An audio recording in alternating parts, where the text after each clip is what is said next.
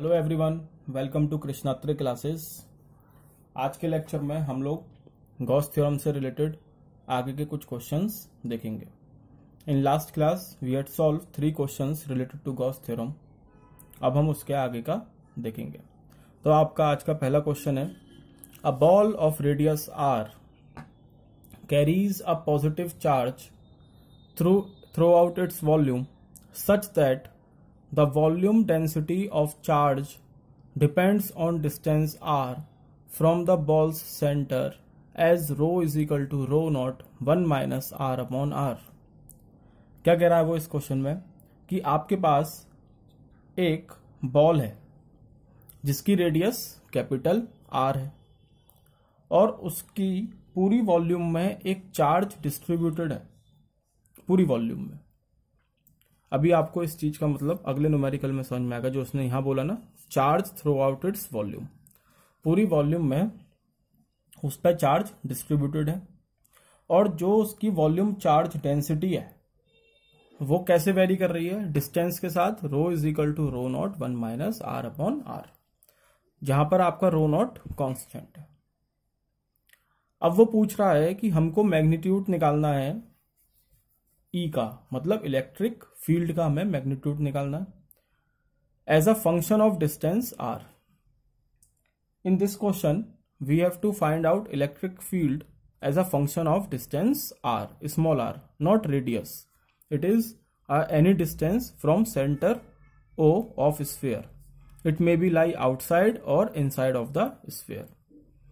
तो हमें दोनों के लिए इलेक्ट्रिक फील्ड निकालना है as a function of R, both inside and outside the ball. So, firstly, we have to consider a sphere। हमने एक स्फीयर कंसिडर करा जिसकी रेडियस है कैपिटल आर। अब हमें इसके अंदर और बाहर दोनों तरफ हमें इलेक्ट्रिक फील्ड निकालना है। तो हमें जब बाहर निकालना होगा तो हम आउटसाइड द स्फीयर एक गॉसियन सरफेस मान लेंगे, और जब हमें इनसाइड द स्फीयर निकालना होगा तो हम अंदर एक गॉसियन सरफेस मान लेंगे। तो मैंने दोनों यहीं पर रिप्रेजेंट कर दिए। ये इनसाइड के लिए हो गया जब आर आपका स्मॉल आर कैपिटल आर से छोटा है, और ये आउटसाइड के लिए हो गया मतलब आपका कैपिटल आर स्मॉल आर से छोटा है या स्मॉल आर कैपिटल आर से बड़ा है। एक एरिया हमने यहाँ मान लिया जिसका एरिया वेक्टर डी है, इलेक्ट्रिक फील्ड ई है, दोनों के बीच में एंगल कितना है, 0 है। सो हम लोग अब आगे क्या करेंगे कि फ्लक्स क्या होता है, ई डॉट डी है। पहले मैं आउटसाइड के लिए निकाल रहा हूं। ये वाला केस किसके लिए, आउटसाइड के लिए। तो फ्लक्स मेरा कितना हो जाएगा, ई डॉट डी ए होता है। तो यहां पे आपका इलेक्ट्रिक फील्ड कांस्टेंट होगा, बाहर आ जाएगा। अब मैं बार बार वो स्टेप नहीं रिपीट कर रहा हूं। आपका E D A cos theta होगा, कॉस थीटा, थीटा आपका 0 है तो कॉस 0 1 हो जाएगा। ई आपका बाहर आ गया और टोटल एरिया कितना हो जाएगा, स्फीयर है, 4 पाई आर स्क्वायर हो गया। गॉसियन सरफेस बाहर है तो हम स्मॉल आर लेंगे, आर स्क्वायर। गॉस लॉ के अकॉर्डिंग हमें मालूम है क्या होता है कि जितना चार्ज आपका इंक्लोज्ड है अपॉन एप्सिलॉन नॉट। तो ये आपका हो गया, हमने दोनों को इक्वेट करा तो यहां से मेरी ई आ गया, इलेक्ट्रिक फील्ड आ गया आउटसाइड वाले पॉइंट पे, outside the sphere 1/4 pi epsilon not q enclosed divide by are square. Outside मैंने यहाँ पे इसलिए लिखा है कि आउटसाइड से मेरा ये मतलब है कि हम इसके स्फीयर के बाहर आ गए हैं, बाहर वाले पॉइंट पे निकाल रहे हैं। देखो अभी भी यहाँ पे मुझे क्यू एंक्लोज्ड नहीं मालूम है, ठीक है। तो क्यू एंक्लोज्ड अभी हम लोग सॉल्व करेंगे, कैसे निकलेगा ये देखते हैं। उससे पहले हम लोग इनसाइड के लिए निकाल लेते हैं। इनसाइड हमने गॉसियन सरफेस मान लिया यहाँ पर, तो सेम चीज होगी, आपका फ्लक्स हो गया ई डॉट डी ए, ठीक। अच्छा, इसको हम ई इनसाइड दिखा रहे हैं, उसको ई आउटसाइड दिखाया था। ई आउटसाइड लिख लो इसको, ठीक है। ये ई इनसाइड हो गया, एरिया आपका 4 पाई आर स्क्वायर होगा, सिमिलर जैसे अभी पहले करा था, Q enclose divide by epsilon not. ये आ गया 1/4 pi epsilon not Q enclose divide by are square inside by. फिलहाल ये दोनों इक्वेशन मुझे देखने में एक सी लग रही है, इक्वेशन ए और इक्वेशन बी। क्यों, यहाँ पे चेंज क्या होगा, अभी चेंज यहाँ पर क्यू एंक्लोज का होगा। इसमें जितना चार्ज एंक्लोज है गॉसियन सरफेस में वो अलग है, और यहाँ पे जो होगा वो इससे अलग होगा। तो अब हमें वही देखना है। और क्योंकि आपकी जो वॉल्यूम चार्ज डेंसिटी है वो वेरी कर रही है डिस्टेंस के साथ, इसलिए आप इसमें डायरेक्टली नहीं लिख सकते हैं आउटसाइड पॉइंट के लिए कि टोटल चार्ज एंक्लोज्ड होगा, क्योंकि डिस्टेंस के साथ वेरी कर रही है। तो हमें यहाँ पे क्या करना पड़ेगा, इंटीग्रेशन करना पड़ेगा। इंटीग्रेशन के लिए मुझे क्या है, यहाँ पर एक टोटल ये डिस्टेंस के साथ वेरी कर रही है, आपकी जो वॉल्यूम चार्ज डेंसिटी डिस्टेंस के साथ वेरी कर रही है, तो यहाँ पे अलग होगी, यहाँ अलग होगी वॉल्यूम चार्ज डेंसिटी, यहाँ अलग, हर पॉइंट पे अलग अलग होगी। तो इसके लिए मैंने यहाँ पर एक कंसीडर कर ली कि एक स्ट्रिप है जिसकी रेडियस है r स्मॉल r और थिकनेस है dr, और मैंने इस पे निकालूंगा कि इस पे कितना चार्ज है पहले। तो देखो वॉल्यूम ऑफ स्ट्रिप कितनी होगी, 4 pi r square area, 4 pi r square into इसकी थिकनेस dr, तो ये हो गई इसकी वॉल्यूम। अब मुझे इस पर चार्ज निकालना है, तो मुझे चार्ज मालूम है, कैसे निकालूंगा, यहाँ वॉल्यूम चार्ज डेंसिटी की बात हो रही है, रो की, क्या होता है, चार्ज पर यूनिट वॉल्यूम होता है। तो अगर मुझे dq पे निकालना है, मतलब स्ट्रिप पे चार्ज निकालना है, तो मैं इस वॉल्यूम चार्ज डेंसिटी में इसकी स्ट्रिप की वॉल्यूम का मल्टीप्लाई कर दूंगा, क्योंकि चार्ज क्या आया यहाँ से, रो इंटू वॉल्यूम, मैंने इसका इसमें मल्टीप्लाई कर दिया, तो ये चार्ज ऑन स्ट्रिप आ गया। dv की वैल्यू क्या है, 4 pi r square into dr। अब रो की वैल्यू मुझे क्वेश्चन में गिवन है, कितनी है, rho is equal to rho not 1 minus r upon r, मैंने इस वैल्यू को यहां पुट कर दिया। अब ये तो आया स्ट्रिप का, लेकिन हमें फाइंड किसका करना है, पूरे स्फीयर में, तो मैं इसको इंटीग्रेशन कर दूंगा। जैसे ही इंटीग्रेशन करूंगा तो ये dq तो q हो जाएगा, यहाँ इंटीग्रेशन करूंगा तो रो नॉट कांस्टेंट है, बाहर आ गया, 4 पाई कांस्टेंट है, बाहर आ गया। इसमें अब अंदर क्या बचेगा, देखो मैं इसको एक बार यहाँ लिख देता हूँ, q तो हो ही जाएगा, और ये रो नॉट और 4 पाई मेरा कांस्टेंट है, बाहर आ गया। अंदर मेरा क्या बचेगा, r square minus r cube divide by r, ये बचेगा। जब मैं इसका इंटीग्रेशन करूंगा तो ये क्या आ जाएगा, r क्यूब अपॉन 3 और r की पावर 4 डिवाइड बाई 4r, ये आपका आ गया चार्ज। ठीक है, ये आपका आ गया चार्ज पूरे स्फीयर पे। अब जैसे ही आपका पूरे स्फीयर पे चार्ज आया, तो अब आप यहां से चार्ज एंक्लोज्ड निकाल सकते हो, कब, जब मेरा गॉसियन सरफेस आउटसाइड है और जब मेरा गॉसियन सरफेस इनसाइड है। तो पहले मैं आउटसाइड वाला केस कंसीडर करता हूं। जैसे ही मैं आउटसाइड वाले केस पे आया, तो देखो सेंटर से आउटसाइड 0 से r तक ही तो जा सकता हूं, बॉडी तो यहीं तक है, 0 से r तक स्फीयर, यहां से चलना स्टार्ट करूंगा और यहां तक आ सकता हूं। तो यहां पे जो लिमिट इसकी वेरी करेगी, इसकी लिमिट कहां से कहां वेरी करेगी इंटीग्रेशन की, 0 से r तक, कैपिटल R तक। ठीक, तो मैं यहां पे सीधे सीधे क्या कर सकता हूं, स्मॉल r को कैपिटल R से रिप्लेस कर दूंगा। तो मैंने यहाँ रो नॉट 4 पाई और यहाँ पे इसको रिप्लेस कर दिया r क्यूब और r की पावर 4, कैपिटल R आ गया। इसको फर्दर सॉल्व करोगे तो ये r क्यूब अपॉन 3 और r क्यूब अपॉन 4 हो जाएगा। इसको सॉल्व करोगे आ जाएगा r क्यूब अपॉन 12। मतलब चार्ज जो एंक्लोज्ड हुआ गॉसियन सरफेस में आउटसाइड वाले के लिए, वो क्या हुआ, rho not 4 pi r cube divide by 12। इसकी वैल्यू को मैंने इक्वेशन ए में पुट कर दिया, जो आउटसाइड वाले के लिए मैंने इलेक्ट्रिक फील्ड निकाल रखा है। यहाँ मैंने वैल्यू पुट कर दी, तो यहाँ से जो मुझे सॉल्व करने का मिला, वो मिला rho not r cube divide by 12 epsilon not r square. ये किसका फंक्शन हो गया, देखो ई नॉट r के फंक्शन में हमें डिफाइन करना था, और ये स्मॉल r यहाँ पे आ रहा है। कैसे वेरी कर रहा है, inversely proportional to r square. ये है आउटसाइड के लिए। अब बात करते हैं इनसाइड के लिए। तो इनसाइड के लिए देखो भाई, इनसाइड के लिए जब तुम इस स्फीयर को कंसीडर करोगे तो इनसाइड तो ये यहाँ हो सकता है, यहाँ, लेकिन जैसे सरफेस पे पहुंच जाओगे तो फिर वो आउटसाइड में कंसीडर हो जाएगा। इसका मतलब यहाँ पे ये स्मॉल r ही रहेगा हमेशा, कैपिटल R कभी भी नहीं होगा। कैपिटल R कब होगा, जब आप आउटसाइड में पहुंच जाओगे। तो यहाँ मुझे कुछ भी चेंज करने की जरूरत नहीं है, ये Q की वैल्यू एज इट इज इसमें पुट हो जाएगी, कौन सी वाली इक्वेशन में, इक्वेशन बी में। तो इसमें जो चार्ज एंक्लोज्ड होगा वो कितना है, rho not 4 pi r cube upon 3 minus r की पावर 4 अपॉन 4r। इसकी वैल्यू मैं इक्वेशन बी में पुट कर दिया, तो यहाँ से 4 पाई से 4 पाई कट गया। इसको फर्दर सॉल्व करा, कैसे, इस r स्क्वायर को मैं अंदर ले जाऊंगा, तो इस r स्क्वायर से r क्यूब एक बार कट जाएगा और यहाँ पे r स्क्वायर बचेगा, और इसका एलसीएम लूंगा तो ये 12r आएगा, तो यहाँ 4r बच जाएगा कैपिटल, यहाँ r स्क्वायर है, इसको सॉल्व करोगे ये आ जाएगा। तो ये आपका आ गया electric field inside the sphere. तो इस तरीके से ये क्वेश्चन आपका होगा। ठीक है, आगे चलते हैं और अपना दूसरा क्वेश्चन देखते हैं। दूसरा क्वेश्चन है, दो कंसेंट्रिक स्फीयर हमें दे रखे हैं, S1 and S2 are two concentric sphere enclosing charge Q and 2Q respectively. दो स्फीयर है S1 और S2 जिसमें आपके चार्ज कितने कितने हैं, कैपिटल Q और capital 2Q respectively. What is the ratio of electric flux through S1 and S2? S1 और S2 से कितना इलेक्ट्रिक फ्लक्स निकलेगा? How will the electric flux through the sphere S1 changes if a medium of dielectric constant K is introduced in the space inside S1 in place of air?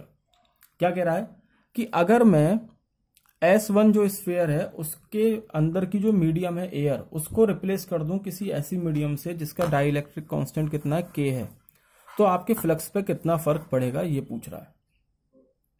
ठीक, तीसरे part में बोल रहा है कि sphere S1 से जो electric flux निकलेगा उस पर कितना फर्क पड़ेगा अगर मैं जो स्पेस है S2 स्फीयर में उसको रिप्लेस कर दूं डाइलेक्ट्रिक कांस्टेंट K से। मतलब एक बार उसने S1 वाले की मीडियम बदली है और एक बार S2 की मीडियम बदली है, और दोनों ही पार्ट में S1 से क्या इलेक्ट्रिक फ्लक्स निकलेगा ये पूछ रहा है। तो सबसे पहले पहला पार्ट देखते हैं। पहले हम फिगर बना लेते हैं। दो स्फीयर दे रखे हैं, कंसेंट्रिक स्फीयर S1 और S2। S1 पे चार्ज है Q, S2 पे चार्ज है 2Q। ठीक है, अब हमें क्या पूछ रहा है, what is the ratio of electric flux through S1 and S2? S1 और S2 से कितना कितना इलेक्ट्रिक फ्लक्स निकलेगा। तो अगर S1 की बात करूं तो S1 पे जो अगर मुझे फ्लक्स निकालना है तो गॉसियन सरफेस बनाना पड़ेगा। गॉसियन सरफेस बना लिया मैंने, ये दिख रहा होगा डॉट डॉट लाइन से। जब मैंने देखा तो S1 के लिए जब मैंने गॉसियन सरफेस बनाया तो इसमें कितना चार्ज एंक्लोज्ड हो रहा है, इसमें कैपिटल Q चार्ज एंक्लोज्ड हो रहा है, तो फ्लक्स कितना हो गया, Q अपॉन एप्सिलॉन नॉट। ठीक है, similarly for sphere S2 when we draw a Gaussian surface outside the sphere S2 then we can easily see that the charge enclosed in Gaussian surface 2 is 2Q plus Q। क्या हो रहा है, जब मैंने sphere S2 के बाहर एक Gaussian surface बनाया तो इसमें मुझे आसानी से मालूम पड़ रहा है कि जो आपका 2Q और Q दोनों ही इसमें एंक्लोज्ड हो रहे हैं। तो यहाँ टोटल चार्ज एंक्लोज्ड कितना हो गया, Q प्लस 2Q 3Q। तो फ्लक्स जो दूसरे स्फीयर से आया वो 3Q अपॉन एप्सिलॉन नॉट आ गया। मुझे इन दोनों का रेशियो निकालना है तो 5:1 अपॉन 5:2 कर दिया, तो यहाँ पे ये आपका 1:3 आ जाएगा। ठीक है, अब देखते हैं इसका अगला पार्ट। इसके अगले पार्ट में क्वेश्चन के उसने बोला है कि अगर मैं स्फीयर S1 की जो मीडियम है उसको रिप्लेस कर रहा हूं किसी ऐसी मीडियम से जिसका डाइलेक्ट्रिक कांस्टेंट K है। तो पहली बात, स्फीयर S1 की मीडियम कौन सी है, यही वाली तो है S1 के अंदर वाली। इसको मैंने रिप्लेस कर दिया एयर को किससे, एक मीडियम से जिसका डाइलेक्ट्रिक कांस्टेंट K है। तो हमने अपने अर्लियर लेक्चर्स में देखा था कि डाइलेक्ट्रिक कांस्टेंट क्या होता है, permittivity in a given medium divide by permittivity in vacuum या एयर। तो परमिटिविटी इन वैक्यूम क्या है, एप्सिलॉन नॉट, और गिवन मीडियम की हमने एप्सिलॉन मान ली, तो इसकी वैल्यू कितनी आ जाएगी एप्सिलॉन की, K एप्सिलॉन नॉट। तो फ्लक्स जो होगा वो कितना हो जाएगा, फ्लक्स इज इक्वल टू, अब चार्ज तो अभी भी इसके अंदर Q ही एंक्लोज्ड है, गॉसियन S1 से तो निकालना हमें, तो गॉसियन सरफेस हम S1 के चारों ओर बनाएंगे, तो चार्ज तो अभी भी Q ही एंक्लोज्ड है, लेकिन यहाँ जो है एप्सिलॉन नॉट की जगह क्या आ जाएगा, K एप्सिलॉन नॉट। हाँ, डाई इलेक्ट्रिक कांस्टेंट कितना, K।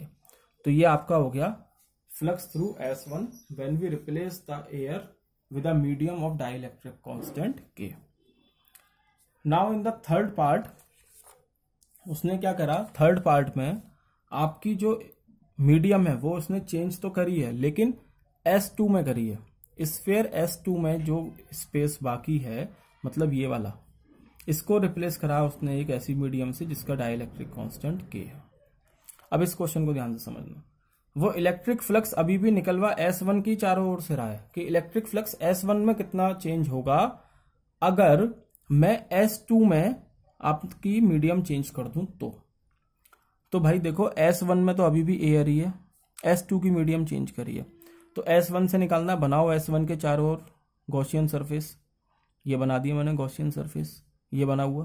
कोई फर्क पड़ा क्या S1 में, S1 में कोई फर्क ही नहीं पड़ा, चार्ज इसके अंदर Q है, मीडियम अभी भी एयर ही है, तो फ्लक्स इसका तो वही रहेगा Q अपॉन एप्सिलॉन नॉट, क्योंकि इसके मीडियम पे कोई फर्क नहीं पड़ा है। अगर हाँ ये S2 से पूछता तो फर्क पड़ जाता, तो हमें क्योंकि फर्क पड़ जाता, और फिर क्या होता मेरा फ्लक्स, अगर S2 से पूछता, फॉर S2 से पूछता तो मेरा फ्लक्स क्या होगा, तो देखो S1 के थ्रू क्या होगा, Q upon epsilon not plus S2 के अक्रॉस कितना होगा, 2Q upon K epsilon not, तब फर्क पड़ता। लेकिन S1 से पूछ रहा है वो, S1 से कोई भी फर्क नहीं पड़ेगा, क्योंकि मीडियम सिर्फ आपकी S2 की चेंज हुई है, S1 की मीडियम चेंज ही नहीं हुई, तो यहाँ पे नो चेंज। ठीक है, उतना ही आया Q अपॉन एप्सिलॉन नॉट। ठीक है, तो ये आपका एक क्वेश्चन और कंप्लीट हो गया, समझ में आ गया होगा, ज्यादा टफ क्वेश्चन नहीं था। अब हमारा अगला क्वेश्चन सिंपल क्वेश्चन है, ये यहां पर इसलिए रखा गया है ताकि ऐसा ना हो कि आपके टफ क्वेश्चन करने के चक्कर में आप लोग इसी क्वेश्चन को अटेम्प्ट ना कर पाए। कभी कभी ऐसा होता है कि हम टफ क्वेश्चन के चक्कर में इजी क्वेश्चंस पे अटक जाते हैं, तो एक इजी क्वेश्चन मैंने यहाँ रखा है। ये डायरेक्टली फॉर्मूला बेस्ड क्वेश्चन है, लेकिन इसमें भी एक ट्रिक है, वो अभी देखेंगे। देखो, a spherical conductor of radius 12 centimetre has a charge of 1.6 into 10⁻⁻7 centimeter distributed uniformly over its surface. What is the electric field inside the sphere, just outside the sphere, at a point 18 centimeter from the center of sphere? देखो, just outside sphere का मतलब होता है कि R is equal to R है, मतलब जो small r है वो कैपिटल R के बराबर है, या कह सकते हैं हम उसके सरफेस पे खड़े हैं। अभी मैंने तुम लोगों को जो क्वेश्चन करवाया था, इसमें मैंने कहा था कि यहाँ लिखा है charge throughout its volume, आपका charge throughout its volume distributed है। ये मैंने तुम लोगों को कहा था, आगे के न्यूमेरिकल में ये चीज क्लियर होगी। तो यहाँ समझो इस बात को, इसने बोला एक रेडियस है, एक स्फीयर है जिसकी रेडियस r है, और उस पर चार्ज उसकी through out its volume distributed है। थ्रू आउट इट्स वॉल्यूम का मतलब है कि मेरा ये स्फीयर है एक मेरे पास, और इसकी थ्रू आउट इट्स वॉल्यूम मतलब पूरे में चार्ज डिस्ट्रीब्यूटेड है, पूरे में, पूरे सरफेस में। मतलब ये मान लो ये स्फीयर है, ये इसका सरफेस है, यहां पे भी चार्ज है और इसके ऊपर भी चार्ज है।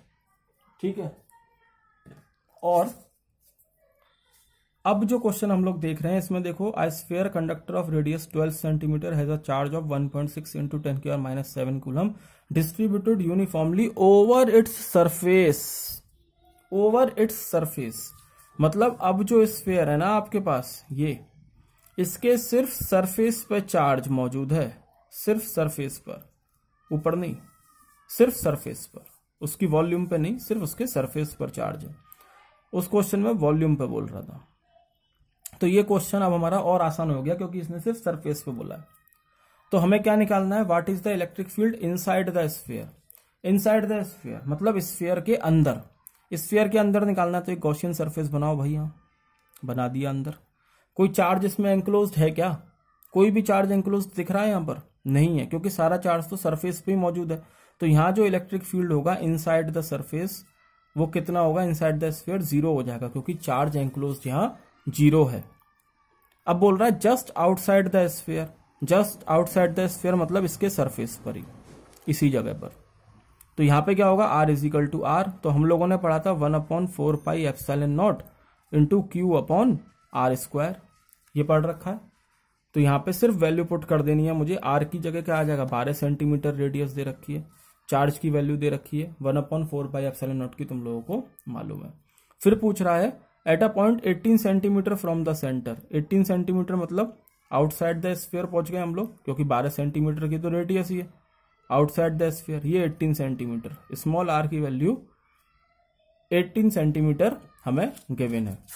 तो मैंने देखो यहां कर रखा है r is less than r पे कोई चार्ज इंक्लोज नहीं है, तो E आपका 0 हो गया। सरफेस पे आपका 1/4 epsilon not Q upon R square होगा, यहाँ पे भी यही फॉर्मूला लगेगा, आउटसाइड स्फीयर में भी 1/4 epsilon not Q upon R square, लेकिन यहाँ स्मॉल r आ जाएगा। अगर तुम्हें याद हो तो हम यही करते थे, पहले आउटसाइड वाला निकाल लिया, फिर उसमें हम लोग ये वैल्यू पुट कर देते थे at R is equal to R। Theory में हम लोगों ने पढ़ रखा है, अगर नहीं तुम लोगों ने लेक्चर देखे हैं लास्ट वाले, तो उनको देख कर आओ, तभी न्यूमेरिकल्स वाले लेक्चर्स पर आना, वरना अगर थ्योरी नहीं क्लियर होगी तो ये न्यूमेरिकल भी क्लियर नहीं हो पाएगा। ठीक है, तो हमने यहाँ 1/4πε/Q/r² रख दिया। r की वैल्यू हमें 18 सेंटीमीटर दे रखी है, उसको मीटर में चेंज कर दिया, 0.18 मीटर हो जाएगा। इसको फर्दर सॉल्व करोगे तो ये तुम्हारे पास आंसर आ जाएगा। ठीक है, तो ये आपका एक इजी न्यूमेरिकल हो गया। इस इजी न्यूमेरिकल में भी आपको ये वाली चीज समझ में आई होगी, यहाँ से ये कंसेप्ट क्लियर हुआ होगा, ओवर इट्स सरफेस और थ्रू आउट इट्स वॉल्यूम में क्या फर्क होता है। ठीक, तो ये इलेक्ट्रिक फील्ड चैप्टर आप लोगों का कंप्लीट हो गया है। नेक्स्ट लेक्चर से हम लोग इलेक्ट्रिक पोटेंशियल स्टार्ट करेंगे। That's all from my side. Thank you, bye.